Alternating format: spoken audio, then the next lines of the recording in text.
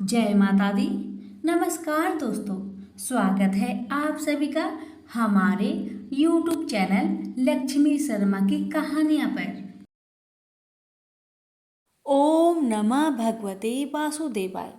प्यारे भक्तगणों, आज आप सभी श्रवण करेंगे देव उठनी एकादशी व्रत की संपूर्ण कथा एक साथ। हे लक्ष्मी नारायण, हे तुलसी महारानी, आपकी कथा कहने वाले, सुनने वाले, हुक्कार भरने वाले पर अपनी कृपा सदा बनाए रखना, उनकी मनोकामना को पूर्ण करना और अनजाने में हुई गलती को क्षमा करना।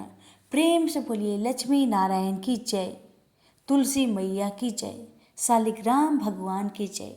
अगर हमारी सुनाई हुई कथा आपको अच्छी लगे तो कमेंट बॉक्स में शालिग्राम भगवान और तुलसी माता की जय अवश्य लिखें। कथा की शुरुआत करते हैं गणेश जी से। प्रेम से बोलिए गणेश भगवान की जय। एक समय की बात है कि विष्णु भगवान का विवाह लक्ष्मी जी के साथ निश्चित हो गया। विवाह की तैयारी होने लगी। सभी देवताओं को निमंत्रण भेजे गए, परंतु गणेश जी को निमंत्रण नहीं दिया गया। कारण जो भी रहा हो, अब भगवान विष्णु की बारात जाने का समय आ गया। सभी देवता अपनी पत्नियों के साथ विवाह समारोह में आए। उन सब ने देखा कि गणेश जी कहीं दिखाई नहीं दे रहे हैं। तब वे आपस में चर्चा करने लगे कि क्या गणेश जी को नहीं न्योता गया है या स्वयं गणेश जी नहीं आए हैं। सभी को इस बात पर आश्चर्य होने लगा। तभी सबने विचार किया कि विष्णु भगवान से ही इसका कारण पूछा जाए। विष्णु भगवान से पूछने पर उन्होंने कहा कि हमने गणेश जी के पिता भोलेनाथ महादेव को न्योता भेजा है। यदि गणेश जी अपने पिता के साथ आना चाहते हैं तो आ जाए, अलग से न्योता देने की कोई आवश्यकता भी नहीं है। दूसरी बात यह है कि उनको 1.25 मन मूंग, 1.25 मन चावल, 1.25 मन घी और 1.25 मन लड्डू का भोजन दिन भर में चाहिए। यदि गणेश जी नहीं आएंगे तो कोई बात नहीं, दूसरे के घर जाकर इतना सारा खाना पीना अच्छा भी नहीं लगता। इतनी वार्ता कर ही रहे थे कि किसी एक ने सुझाव दिया, यदि गणेश जी आ भी जाए तो उनको द्वारपाल बनाकर बैठा देंगे कि आप घर का ध्यान रखना। आप तो चूहे पर बैठकर धीरे धीरे चलोगे तो बारात से बहुत पीछे रह जाओगे। यह सुझाव भी सबको पसंद आ गया, तो विष्णु भगवान ने भी अपनी सहमति दे दी। होना क्या था, इतने में ही गणेश जी वहां आ पहुंचे और उन्हें समझा बुझाकर घर की रखवाली करने बैठा दिया गया। बारात चल दी। तब नारद जी ने देखा कि गणेश जी तो दरवाजे पर ही बैठे हुए हैं, तो वे गणेश जी के पास गए और रुकने का कारण पूछा। गणेश जी कहने लगे कि विष्णु भगवान ने मेरा बहुत अपमान किया है। नारद जी ने कहा कि आप अपनी मूषक सेना को आगे भेज दीजिए, तो वह रास्ता खोद देगी, जिससे उनके वाहन धरती में धंस जाएगी। तब आपको सम्मान पूर्वक बुलाना ही पड़ेगा। अब तो गणेश जी ने अपनी मूषक सेना जल्दी से आगे भेज दी और सेना ने जमीन पोली कर दी। जब बारात वहां से निकली तो रथों के पहिए धरती में धंस गए। लाख कोशिश करे परंतु पहिए न निकले। सभी ने अपने अपने उपाय किए, परंतु पहिए तो नहीं निकले, बल्कि जगह जगह से टूट गए। किसी की समझ में नहीं आ रहा था कि अब क्या किया जाए। तब तो नारद जी ने कहा, आप लोगों ने गणेश जी का अपमान करके अच्छा नहीं किया। यदि उन्हें मनाकर लाया जाए तो आपका कार्य सिद्ध हो सकता है और यह संकट टल सकता है। भगवान शंकर ने अपने दूत नंदी को भेजा और वे गणेश जी को लेकर आए। गणेश जी का आदर सम्मान के साथ पूजन किया। तब कहीं रथ के पहिए निकले। अब रथ के पहिए निकल तो गए, परंतु वह टूट फूट गए थे। उन्हें सुधारेगा कौन। पास के खेत में खाती काम कर रहा था, उसे बुलाया गया। खाती अपना कार्य करने से पहले श्री गणेशाय नमः कहकर गणेश जी की वंदना मन ही मन करने लगा। देखते ही देखते खाती ने सभी पहियों को ठीक कर दिया। तब खाती कहने लगा कि देवताओं, आपने सर्वप्रथम गणेश जी को नहीं मनाया होगा और ना ही उनका पूजन किया होगा, इसलिए तो आपके साथ यह संकट आया है। हम तो मूर्ख अज्ञानी हैं, फिर भी पहले गणेश जी को पूजते हैं, उनका ध्यान करते हैं। आप लोग तो देवतागण हैं, फिर भी आप गणेश जी को कैसे भूल गए। अब आप लोग भगवान श्री गणेश जी की जय बोलकर जाए तो आपके सब काम बन जाएंगे और कोई संकट भी नहीं आएगा। ऐसा कहते हुए बारात वहां से चल दी और विष्णु भगवान का लक्ष्मी जी के साथ विवाह संपन्न करा के सभी सकुशल घर लौट आए। हे गणेश जी महाराज, आपने विष्णु को जैसे कारज सरियो ऐसा कारज सबका सिद्ध करजो। बोलो गजानन भगवान की जय। एक राजा के राज्य में सभी लोग एकादशी का व्रत रखते थे। प्रजा तथा नौकर चाकरों से लेकर पशुओं तक को एकादशी के दिन अन्न नहीं दिया जाता था। एक दिन किसी दूसरे राज्य का एक व्यक्ति राजा के पास आकर बोला, महाराज कृपा करके मुझे नौकरी पर रख लीजिए। तब राजा ने उसके सामने एक शर्त रखी, ठीक है रख लेते हैं, किंतु रोज तो तुम्हें खाना और सब कुछ मिलेगा, पर एकादशी को अन्न नहीं मिलेगा। उस व्यक्ति ने उस समय हाँ तो कर दिया, पर एकादशी के दिन जब उसे फलहार का सामान दिया गया तो वह राजा के सामने जाकर गिड़गिड़ाने लगा, महाराज इससे तो मेरा पेट नहीं भरेगा, मैं भूखा ही मर जाऊंगा, राज मुझे अन्न दे दो। राजा ने उसे उसकी शर्त की बात याद दिलाई, पर वह अन्न छोड़ने को राजी नहीं हुआ। तब राजा ने उसे आटा, दाल, चावल आदि दिए। वह नित्य की तरह नदी पर पहुंचा और स्नान कर भोजन पकाने लगा। जब भोजन बन गया तो वह भगवान को बुलाने लगा, आओ भगवान भोजन तैयार है। उसके बुलाने पर पीताम्बर धारण किए भगवान चतुर्भुज रूप में आ पहुंचे तथा प्रेम से उसके साथ भोजन करने लगे। भोजन आदि करके भगवान अंतर्ध्यान हो गए तथा वह अपने काम पर चला गया। 15 दिन बाद अगली एकादशी को वह राजा से कहने लगा, महाराज मुझे दुगना सामान दीजिए। उस दिन तो मैं भूखा ही रह गया। राजा ने कारण पूछा तो उसने बताया कि हमारे साथ भगवान भी खाते हैं, इसलिए हम दोनों के लिए ये सामान पूरा नहीं होता। यह सुनकर राजा को बड़ा आश्चर्य हुआ। वह बोला कि मैं नहीं मान सकता कि भगवान तुम्हारे साथ भोजन खाते हैं। मैं तो इतना व्रत रखता हूँ, पूजा करता हूँ, पर भगवान ने मुझे कभी दर्शन नहीं दिए। राजा की बात सुनकर वह बोला, महाराज यदि विश्वास ना हो तो साथ चलकर देख लीजिए। राजा एक पेड़ के पीछे छिपकर बैठ गए। उस व्यक्ति ने भोजन बनाया तथा भगवान को शाम तक पुकारता रहा, परंतु भगवान न आए। अंत में उसने कहा, हे भगवान यदि आप नहीं आएंगे तो मैं नदी में कूदकर अपना प्राण त्याग दूंगा। लेकिन भगवान नहीं आए। तब वह प्राण त्यागने के उद्देश्य से नदी की तरफ बढ़ा। प्राण त्यागने का उसका दृढ़ इरादा जान शीघ्र ही भगवान ने प्रकट होकर उसे रोक लिया और साथ बैठकर भोजन करने लगे। खा पीकर उसे अपने विमान में बैठाकर अपने धाम को ले गए। यह देखकर राजा ने सोचा कि व्रत उपवास से तब तक कोई फायदा नहीं होता जब तक मन शुद्ध न हो। इससे राजा को ज्ञान मिला। वह भी मन से व्रत उपवास करने लगा और अंत में स्वर्ग को प्राप्त हुआ। प्रेम से बोलिए लक्ष्मी नारायण की जय। एक राजा था, उसके राज्य में प्रजा सुखी थी। एकादशी को कोई भी अन्न नहीं बेचता था, सभी फलहार करते थे। एक बार भगवान ने राजा की परीक्षा लेनी चाहिए। भगवान ने एक सुंदरी का रूप धारण किया तथा सड़क पर बैठ गए। तभी राजा उधर से निकला और सुंदरी को देख चकित रह गया। उसने पूछा, हे सुंदरी तुम कौन हो और इस तरह यहाँ क्यों बैठी हो? तब सुंदरी स्त्री बने भगवान बोले, मैं निरश्चिता हूँ, नगर में मेरा कोई जान पहचाना नहीं, किससे सहायता मांगू? राजा उसके रूप पर मोहित हो गया था। राजा बोला, तुम मेरे महल में चलकर मेरी रानी बनकर रहो। सुंदरी बोली, मैं तुम्हारी बात मानूंगी, पर तुम्हें राज्य का अधिकार मुझे सौंपना होगा। राज्य पर मेरा पूर्ण अधिकार होगा। मैं जो भी बनाऊंगी तुम्हें खाना होगा। राजा उसके ऊपर मोहित था, अतः उसने उसकी सभी शर्तें स्वीकार कर ली। अगले दिन एकादशी थी। रानी ने हुक्म दिया कि बाजारों में अन्य दिनों की तरह अन्न बेचा जाए।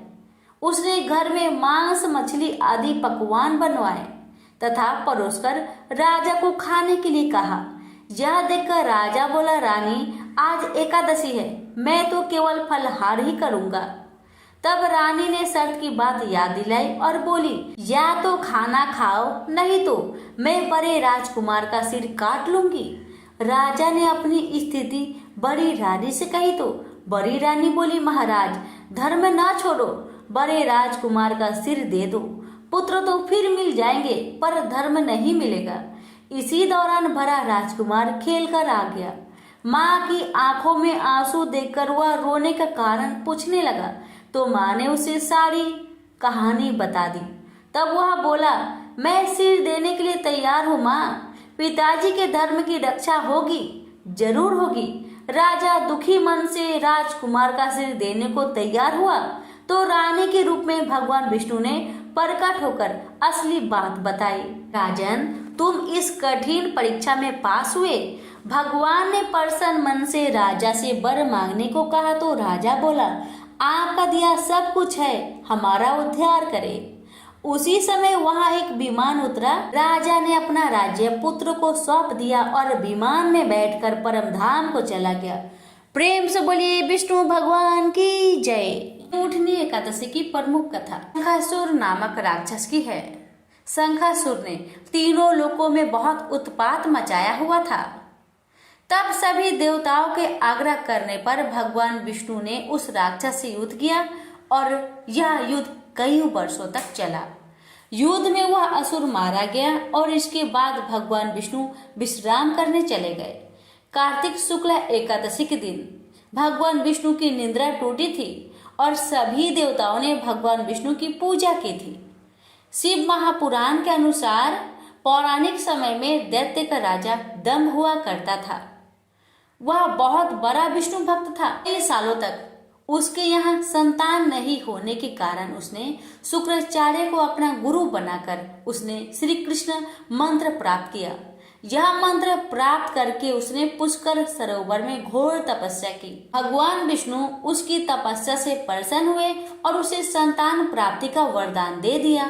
भगवान विष्णु के वरदान से राजा दंभ के यहाँ एक पुत्र ने जन्म लिया। इस पुत्र का नाम शंखचूड़ रखा।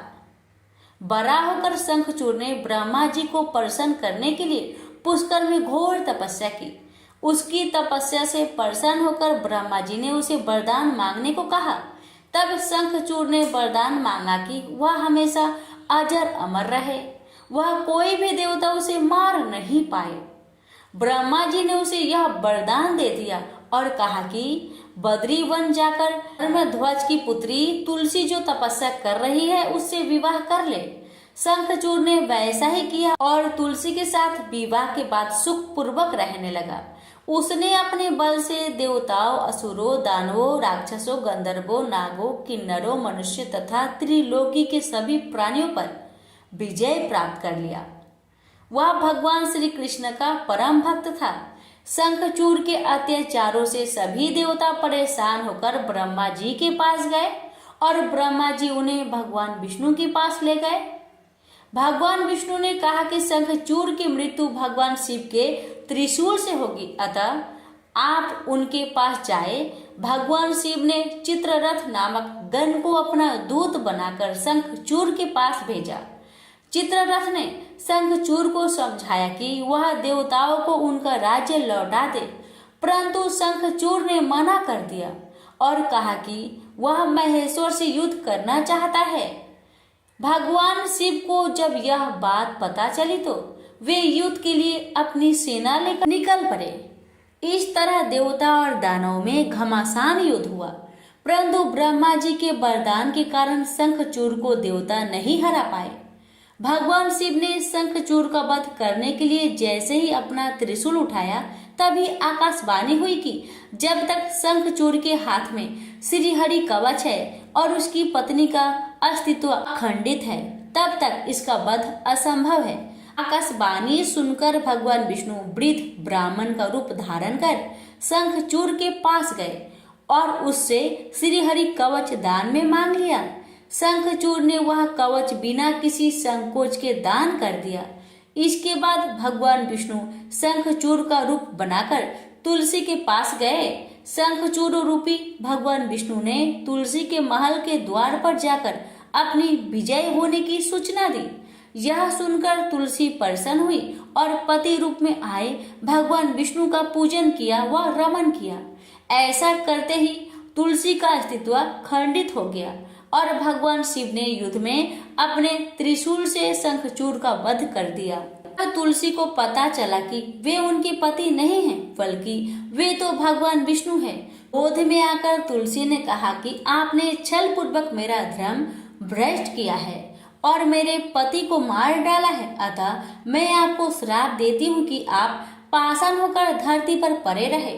तब भगवान विष्णु ने कहा, देवी तुम मेरे लिए भारतवर्ष में रहकर बहुत दिनों तक तपस्या कर चुकी हो। तुम्हारा यह शरीर नदी रूप में बदलकर गंडक की नामक नदी के रूप में प्रसिद्ध होगा। तुम पुष्पों में श्रेष्ठ तुलसी का वृक्ष बन जाओगी और सदा मेरे साथ रहोगी। तुम्हारे श्राप को सत्य करने के लिए मैं पाषाण शालिग्राम बनकर रहूंगा। गंडकी नदी के तट पर मेरा वास होगा। देव प्रबोधिनी एकादशी के दिन भगवान शालिग्राम व तुलसी का विवाह संपन्न कर मांगलिक कार्य का प्रारंभ किया जाएगा। हिंदू धर्म में मान्यता के अनुसार इस दिन तुलसी शालिग्राम विवाह करने से अपार पुण्य प्राप्त होता है। बोलिए लक्ष्मी नारायण की जय, तुलसी मैया की जय। सतयुग में मूर नाम का एक दैत्य उत्पन्न हुआ। वह बड़ा बलवान और भयानक था।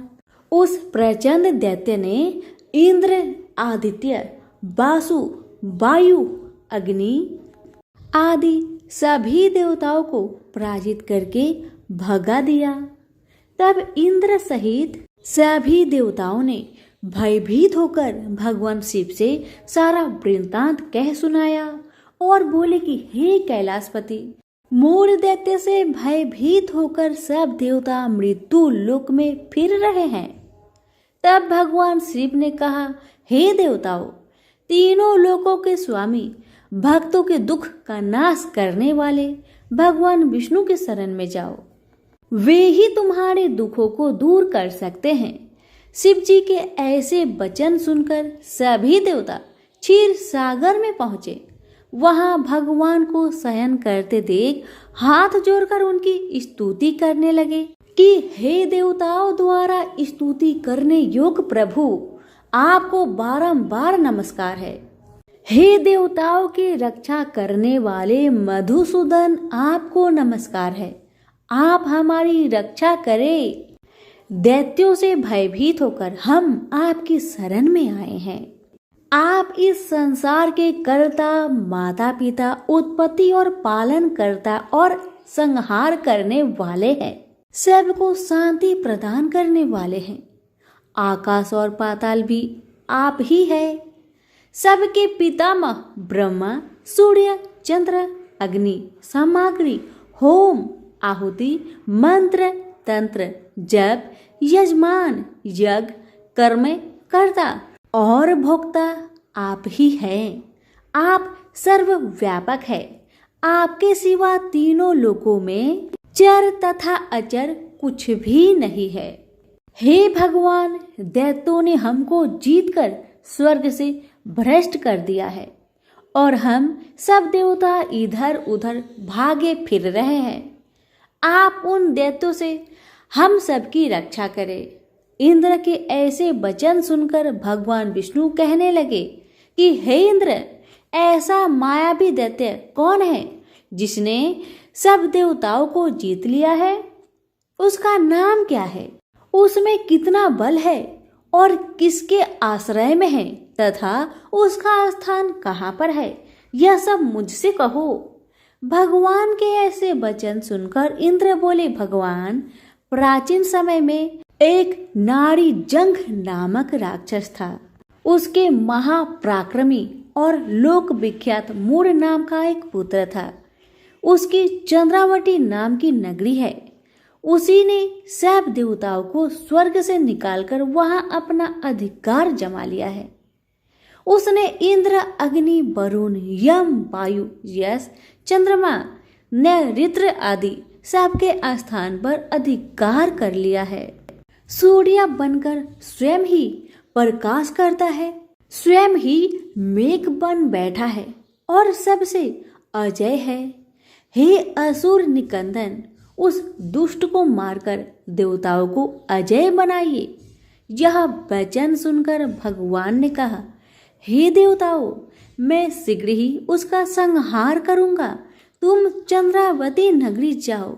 इस प्रकार कहकर भगवान सहित सभी देवताओं ने चंद्रावती नगरी की ओर प्रस्थान किया। उस समय जब दैत्य मूर सेना सहित युद्ध भूमि में गरज रहा था, उसकी भयानक गर्जना सुनकर सभी देवता भय के मारे चारों दिशाओं में भागने लगे। जब स्वयं भगवान रणभूमि में आए तो दैत्य उन पर भी अस्त्र शस्त्र आयुध लेकर दौड़े। भगवान ने उन्हें सर्प के समान अपने बाणों से बीध डाला। बहुत से दैत्य मारे गए, केवल मूर बचा रहा। वह अविचल भाव से भगवान के साथ युद्ध करता रहा। भगवान जो भी तीक्ष्ण बाण चलाते, वह उसके लिए पुष्प सिद्ध होता। उसका शरीर छिन्न भिन्न हो गया, किंतु वह लगातार युद्ध करता रहा। दोनों के बीच मल्ल युद्ध भी हुआ। 10,000 वर्ष तक उनका युद्ध चलता रहा, किंतु मूर नहीं हारा। थक कर भगवान बद्री का आश्रम चले गए। वहां हेमवती नामक सुंदर गुफा थी। उसमें विश्राम करने के लिए भगवान उसके अंदर प्रवेश कर गए। यह गुफा 12 योजन लंबी थी और उसका एक ही द्वार था। विष्णु भगवान वहां योग निद्रा की गोद में सो गए। मूर भी पीछे पीछे वहां तक आ गया और भगवान को सोया देखकर मारने को उद्धत हुआ। तभी भगवान के शरीर से उज्जवल कांतिमयी रूप वाली देवी प्रकट हुई। देवी ने राक्षस मूर को ललकार कर युद्ध किया और उसे तत्काल मौत के घाट उतार दिया। श्री हरि जब योग निद्रा की गोद से उठे तो सब बातों को जानकर उस देवी से कहा कि आपका जन्म एकादशी के दिन हुआ है, अतः आप 11 माता के नाम से पूजी जाएंगी और आपके भक्त वही होंगे जो मेरे भक्त होंगे। और हर एकादशी के दिन जो भी भक्त मेरी पूजा के साथ साथ आपकी भी पूजा करेगा और कथा को श्रद्धा पूर्वक श्रवण करेगा, उसके सारे दुख तकलीफ समाप्त हो जाएगी। सभी प्रेम से बोलिए विष्णु भगवान की जय हो, 11 माता की जय हो। बहुत समय पहले की बात है। किसी एक गांव में एक राजा रहते थे। वह प्रत्येक एकादशी का व्रत रखा करते थे। एकादशी का दिन था। राजा ने एकादशी का व्रत रखा था। तभी एक साधु महाराज आए। उन्होंने राजा से कहा कि मैं स्नान करने जा रहा हूँ। स्नान करके आकर मैं भोजन करूँगा। लेकिन जब एकादशी की तिथि समाप्त होने आई तो और साधु महाराज नहीं पधारे तो महाराज ने जल ग्रहण करके एकादशी की समाप्ति की। थोड़ी देर बाद में साधु महाराज आए तो उन्हें पता चला कि राजा ने उनकी अनुपस्थिति में एकादशी की समाप्ति कर ली है। तो उन्हें बहुत गुस्सा आया और गुस्से में आकर साधु महाराज ने महाराज को मारने के लिए अपनी जटा से एक पिचासनी को उत्पन्न किया। पिचासनी बहुत ही भयंकर थी। अब पिचासनी को साधु महाराज ने राजा अम्बरीश को मारने के लिए छोड़ दिया और उधर भगवान विष्णु ने पिचासनी को मारने के लिए अपना सुदर्शन चक्र छोड़ दिए। सुदर्शन चक्र पिचासनी को मारकर साधु महाराज को मारने के लिए चला। साधु महाराज भागते भागते तीनों लोक तक गए, लेकिन सुदर्शन चक्र से उन्हें कोई बचा नहीं पाया। आखिरकार वे हार कर भगवान विष्णु के आगे गिड़गिड़ाने लगे, रोने लगे और भगवान से प्रार्थना करने लगे कि हे भगवान, मुझसे गलती हो गई, मुझे क्षमा करें, मैं आपके भक्त को कभी परेशान नहीं करूँगा। तो विष्णु भगवान ने कहा, आपने मेरे भक्त को दुख दिया है, इसलिए मैं भी कुछ नहीं कर सकता। आपको अगर अपने प्राण को बचाना है तो राजा के पास जाइए और उनसे माफ़ी मांगे। अगर राजा ने आपको माफ़ कर दिया तो ही आपका जान बच सकता है, वरना नहीं। अभी साधु महाराज दौड़े दौड़े राजा के पास गए और उनसे माफ़ी मांगने लगे और अपने प्राण को बचाने के लिए प्रार्थना करने लगे।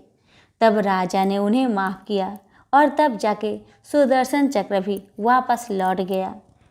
कहते हैं कि जो भी भक्त श्रद्धा भक्ति के साथ एकादशी का व्रत करता है उनकी रक्षा स्वयं विष्णु भगवान करते हैं। तो सभी मिलकर बोलिए विष्णु भगवान की जय। एक नगर में एक गरीब ब्राह्मण अपनी पत्नी के साथ रहता था। वह भिक्षा मांग मांग कर अपना जीवन गुजारता और भगवान की पूजा में लगा रहता था। वह उतने ही भिक्षा मांगता जिससे उसके और उसके परिवार का पेट भर सके। उस नगर का राजा बहुत धनवान था और ब्राह्मणों का आदर करने वाला था। राजा किसी भी ब्राह्मण को अपने महल से खाली हाथ नहीं जाने देते थे। दूर दूर से ब्राह्मण राजा के पास आते और मुंह मांगा दान लेकर आशीर्वाद देते हुए वापस चले जाते थे। एक दिन ब्राह्मण की पत्नी ने ब्राह्मण से कहा कि दूर दूर के ब्राह्मण राजा से मनचाहा दान लेकर चले आते हैं और तुम भी यहाँ रहकर राजा के पास नहीं जाते। जन्म भर में कंगाली का झक झेलूं, आज तुम जाओ और राजा से कुछ मांग कर लाओ।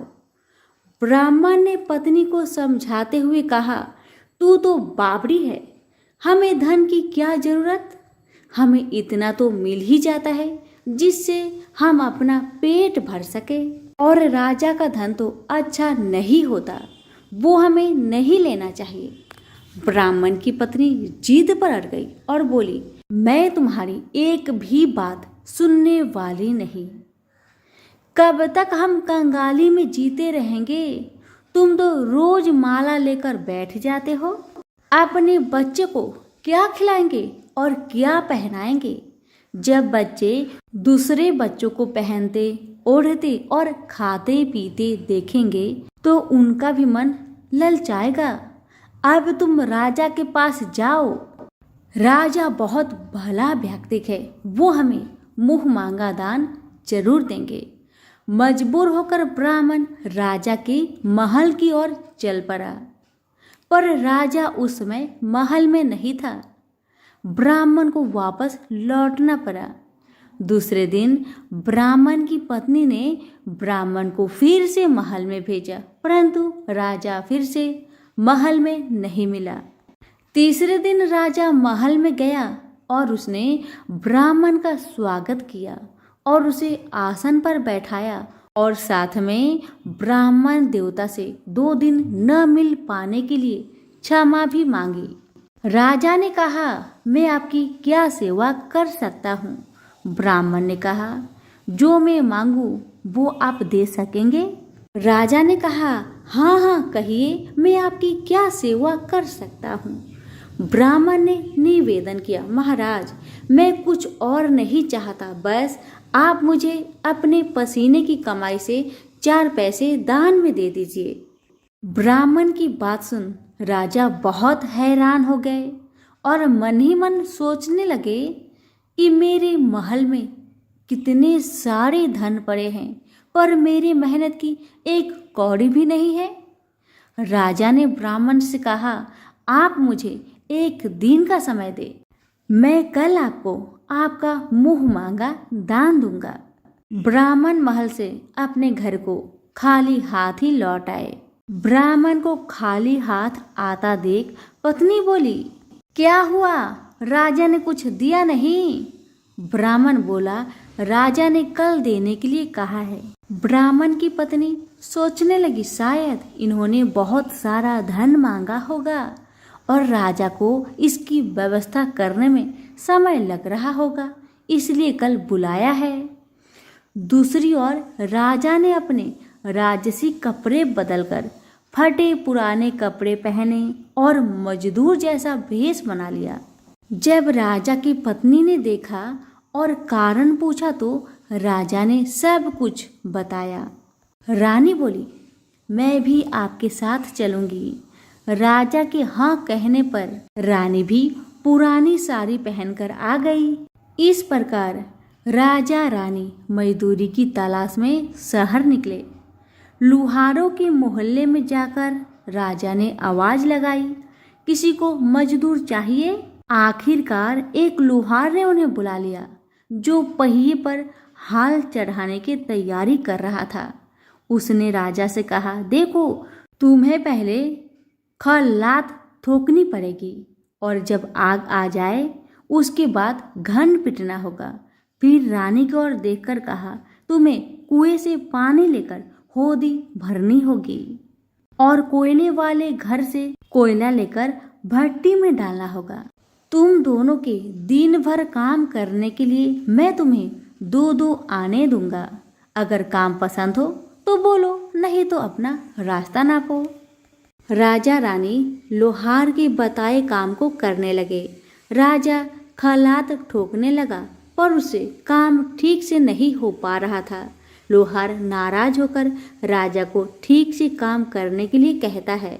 राजा जैसे तैसे अपना काम करने लगा। रानी भी कुएं से पानी भरकर लाने लगी।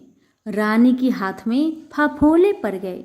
किसी तरह बड़ी कठिनाइयों से उसने पानी का हौज भरा। उसके बाद रानी कोयला लाकर भट्टी में डालने लगी। कोयला भरने के कारण रानी के गोरे गोरे हाथ और कपड़े काले पड़ गए। भट्टी में आग आने पर लोहार ने पात भट्टी में से निकालकर पहियों पर जमाई और एक घन अपने हाथ में लेकर और एक राजा के हाथ में देकर कहा, देखो, बारी बारी से घन इस पर पटकना, हाथ इधर उधर ना होने पाए। राजा जोर जोर से घन पटकने लगा, लेकिन उसका निशाना ठीक नहीं बैठता था। कभी घन हाल पर गिरता तो कभी पहिए पर। मजदूरों का ऐसा काम देखकर लुहारिन बरबराती हुई आई और लोहार से कहने लगी, तुमने कहाँ से यह नौसिखिए मजदूर काम पर लगाए हैं? इनसे काम तो होगा नहीं। यह मजदूर तुम्हारा सब काम बिगाड़ देंगे। राजा रानी उन दोनों की फटाकर सुनते सुनते अपना काम मन लगाकर करते रहे। घन पटकते पटकते राजा का शरीर पसीना से तर तर हो गया और जोर शोर से सांस चलने लगी। रानी भी पानी भरते भरते और कोयला झोंकते झोंकते थक कर चूर हो गई। दोनों ने पूरे दिन बहुत मेहनत की। लुहार ने राजा रानी को 2-2 पैसे दिए, जिसे वो बड़ी खुशी खुशी लेकर महल आ गए। आज उन्हें पता चला कि मेहनत की कमाई कैसी होती है। राजा ने 4 पैसे अलग रख दिए और अगले दिन ब्राह्मण को बुलाकर उसे दे दिए। ब्राह्मण राजा को आशीर्वाद देकर घर लौटा और ब्राह्मणी से कहा, लो, मैं राजा के यहाँ से दक्षिणा ले आया हूँ। ब्राह्मणी खुश होकर दौड़ती हुई आई, पर जब उसने 4 पैसे देखे तो वह ठिठक कर रह गई और उन्हें दूर फेंक दिया। वो जल भूनकर ब्राह्मण से बोली, तुम जैसे दरिद्र राजा के यहाँ भी जाकर कुछ नहीं मांगा, शर्म भी नहीं आती। इतना कहकर रूठ कर चली गई और बहुत देर तक बरबराती रही। ब्राह्मण ने उन 4 पैसों को उठाकर तुलसी के पास रख दिए और सोचा, जब ब्राह्मणी शांत हो जाएगी तो जरूरत पड़ने पर ये सिक्के को उठा लेगी।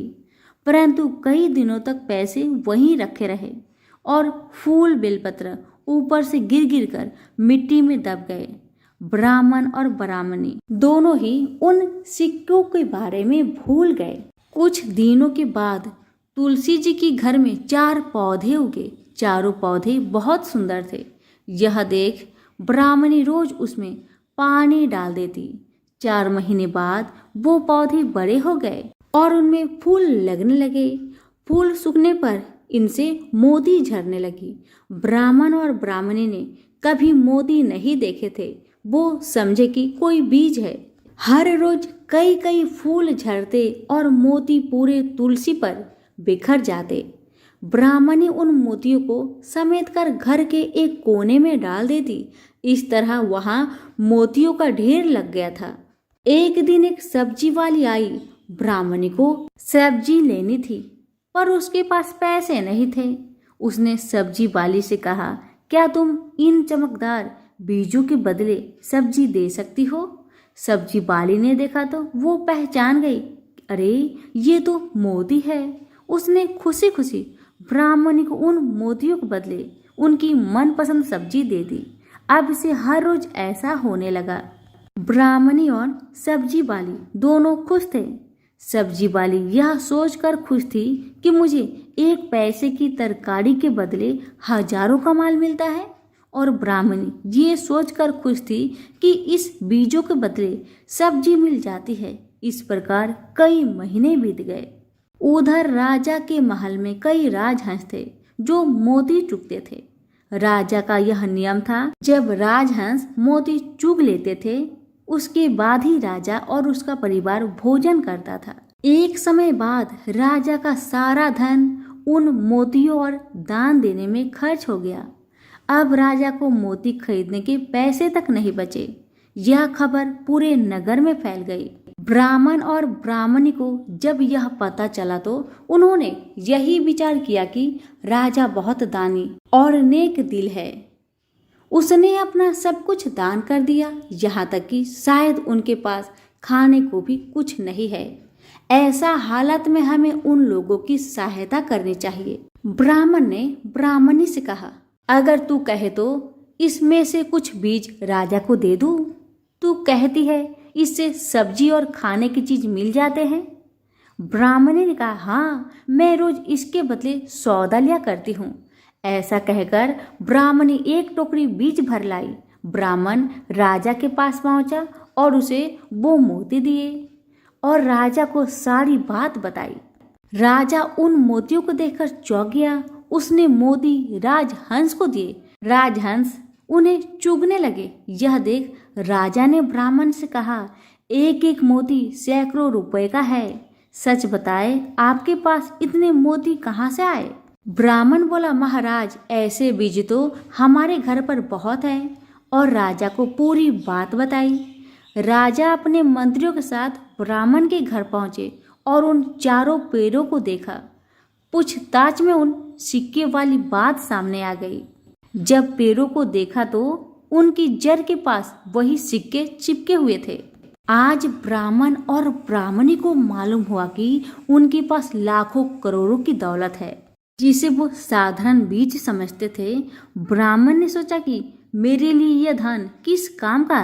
ऐसा सोच ब्राह्मण ने सारे मोती राजा को दान में दे दिए। राजा की आंखें भी खुल गई। मेहनत के धन की कीमत उन्हें मालूम पड़ गई।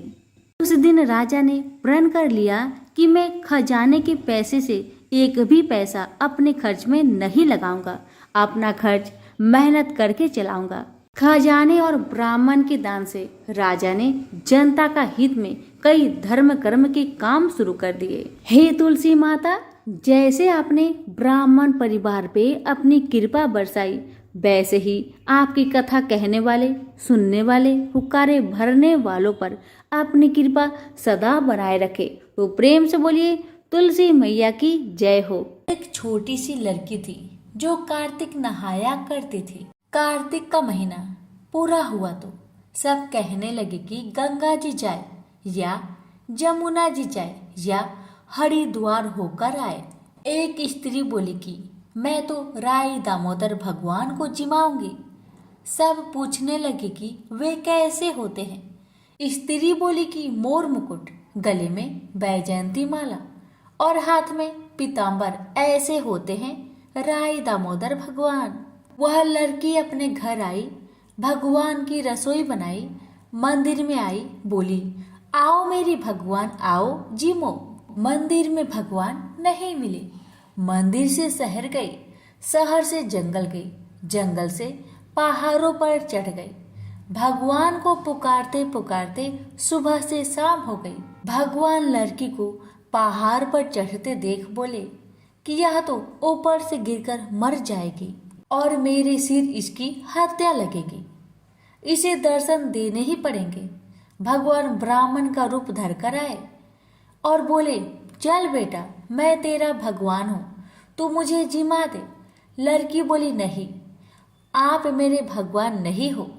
ब्राह्मण बोला कि तेरे भगवान कैसे हैं? तब उसने कहा, मेरे भगवान तो मोर मुकुट वाले, गले में बैजयंती माला पहने हुए और हाथ में पीताम्बर लिए हुए हैं।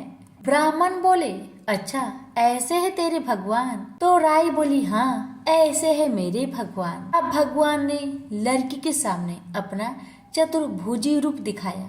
अब लड़की खुश हो गई और बोली कि हाँ, आप ही हो मेरे भगवान। अब आगे आगे छोटी सी लड़की भाग रही थी और पीछे पीछे भगवान आ रहे थे। भागते भागते संग की सहेलियों से बोली कि मेरे घर में मेरे भगवान आए हैं। उनमें से किसी ने कहा कि देखो तो इसके भगवान कैसे हैं। तो लड़की ने कहा, जिनके भाग्य में भगवान के दर्शन लिखा था उनको तो हो गया। हे राई भगवान, जैसे आपने लड़की को दर्शन दिए वैसे ही सभी को देना। कहानी कहते सुनते हुक्कारा भरते सभी पर अपनी कृपा सदा बनाए रखना। प्रेम से बोलिए राई दामोदर भगवान की जय। बहुत समय पहले की बात है। किसी गांव में दो माँ बेटी रहती थी। बेटी का नाम था राई। वह बहुत सुंदर व सुशील थी। भगवान कृष्ण की पक्की भक्त थी। एक बार भगवान कृष्ण उसकी परीक्षा लेने हेतु साड़ियाँ बेचने वाले बनकर आए और आवाज देने लगे। राई अपने माँ से बोली, मुझे भी 10 साड़ियाँ चाहिए। माँ बोली, मैं पैसे कहाँ से लाऊं? बाजरी है, वो ले जा। बाजरी के भगवान ने फूंक मारी तो फुस उड़ के राई की आंखों में चली गई। राई जोर जोर से रोने लगी। भगवान वहां से अंतर्ध्यान हो गए।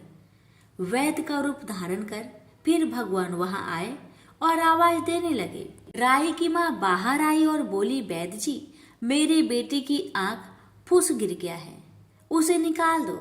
भगवान बोले, अगर मैं फुस निकालूं तो उसका विवाह मेरे साथ करना होगा। राई की माँ तैयार हो गई, सगाई कर दी। कार्तिक शुक्ला 11 के दिन विवाह निश्चित किया। माँ सोचने लगी, बेटी को क्या दूंगी मैं? सोनार की दुकान पर जाकर बोली, मेरी राय के लिए लौंग व बिछिया घर दे। सुनार बोला, मुझे समय नहीं है, मैं तो कृष्ण भगवान के गहने कर रहा हूँ। हलवाई व बनिया वो जहाँ भी गई उसको यही जवाब मिला। माँ तो घर आ गई, अब क्या करे? वो घर आई, झोपड़ी महल में बदल गई। आनंद हो गया। ठाठ से विवाह की तैयारी होने लगी। भगवान बारात लेकर आए। माँ ने खूब ठाठ से राय का विवाह भगवान कृष्ण के साथ कर दिया। भगवान राय को लेके द्वारिका गए तो राय महल में रहने लगी। दूसरी रानियां चिरने लगी। सावन में राई पिहर गई। भगवान ने सोचा, राई के तीज भेजूं। 7 जरी के 20 व 5 सोने के पचेटे रखे। 2 हंसों को बुलाया। वो बोले, सीधे राई के पिहर जाना, कहीं मत रुकना।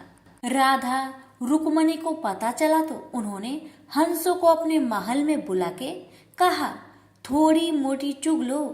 हंस आ गए, मोती चुगने लगे। राधा रुक्मणी ने सारा सामान निकालकर उसमें फटे पुराने कपड़े और 5 कटे बांध दिए। पोटली हंसों को दे दिया। हंस सामान लेके राय के पास गए। राय खुशी से नाचने लगी। जैसे ही पोटली खोली, 5 अंगुलियों में 5 कांटे चुभ गए। राय बहुत दुखी हुई। सावन खत्म हुआ तो भगवान लेने आए। राय भगवान से बोली, नहीं भगवान, आए तो राय दूर दूर हो जाए। भगवान ने सोचा, कोई बात नहीं। राय फिर भी नहीं बोले। इतनी पर भी राय भगवान को अपने महल में ही जिमाती, भोजन में दही जरूर देती। एक दिन भगवान बिल्लो गाना के दही खा गए। अब राय दही कहाँ से रखे? भगवान गुजरी बनकर दही बेचने आए। राय नीचे जाकर बोली, थोड़ा दही दे दो। गुजरी रूपी भगवान बोले, राय तुम उदास क्यों हो? हमने सुना है आप भगवान से नाराज हैं। राई बोली, मुझे क्या मतलब, तू जा। तो गुजरी रूपी भगवान से बोले, हम सहेली जैसे हैं, तो मन की बात कहो, मैं किसी को ना कहूंगी।